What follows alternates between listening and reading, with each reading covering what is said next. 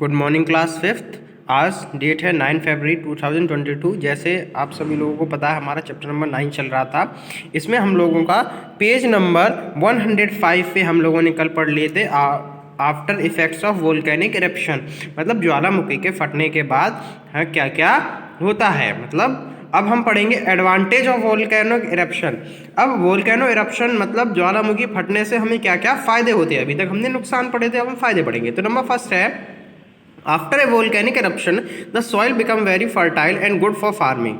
जब भी ज्वालामुखी फटता है उसके बाद हमारी जो मिट्टी होती है वो कैसी हो जाती है, बहुत उपजाऊ हो जाती है और खेती करने के लिए बहुत ही अच्छी हो जाती है। Some of volcanic location can be use to generate geothermal energy. और कुछ वोल्केनिक वो लोकेशंस होती हैं जहाँ पे ज्वालामुखी फटते हैं, वहाँ पे हम क्या जनरेट कर देते हैं, जियोथर्मल एनर्जी जनरेट कर लेते हैं, जिससे क्या होता है हम उसे दोबारा से रीयूज़ कर लेते हैं, उसे हम किसी भी चीज़ में यूज़ कर सकते हैं, कैसे, जियोथर्मल एनर्जी को। इसके बाद है बेटा tidal waves and tsunami. Tides are the cyclic rise or fall of sea level are caused due to the gravitational pull of the sun and the moon.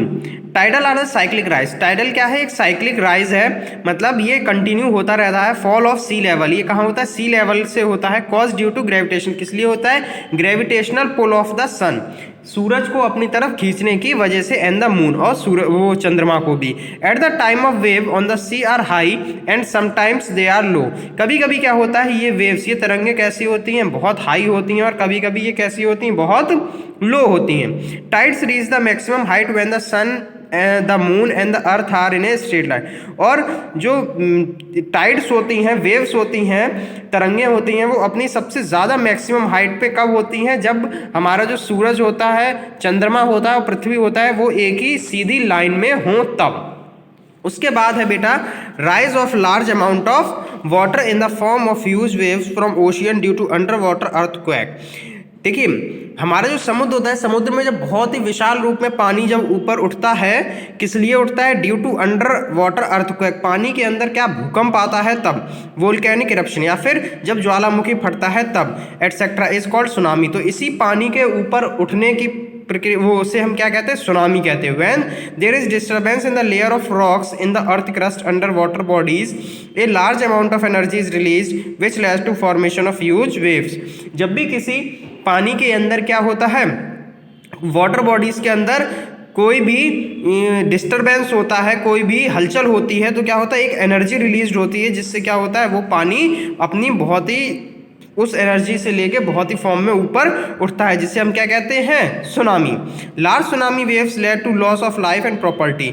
बहुत ही जो विशाल सुनामीज होती हैं वो क्या होती है, हमारी ज़िंदगी के लिए भी नुकसानदायक होती है, हमारी प्रॉपर्टी के लिए भी। It is advisable to stay at high altitude region during the tsunami threat. और ये हमें एडवाइस किया जाता है, ये हमें सलाह दी जाती है कि जब भी हम सुनामी आने के चांसेस हों तो हम हाई एल्टीट्यूड मतलब ऊंची जगहों पर ज़्यादा रहें।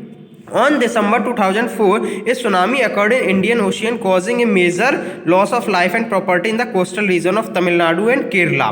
अब क्या है, 26 दिसंबर 2004 को एक सुनामी आई थी इंडियन ओशियन में, बहुत ही बड़ी, और उसने क्या किया था, cause a major loss of life, उसने हमारी बहुत सी जिंदगियां बर्बाद कर दी थी, मतलब इंसान उसमें बहुत सारे मर गए थे, एंड प्रॉपर्टी, और प्रॉपर्टी का भी नुकसान हो गया था in the coastal region of Tamil Nadu. ये कहाँ हुआ था, तमिलनाडु एंड केरला में।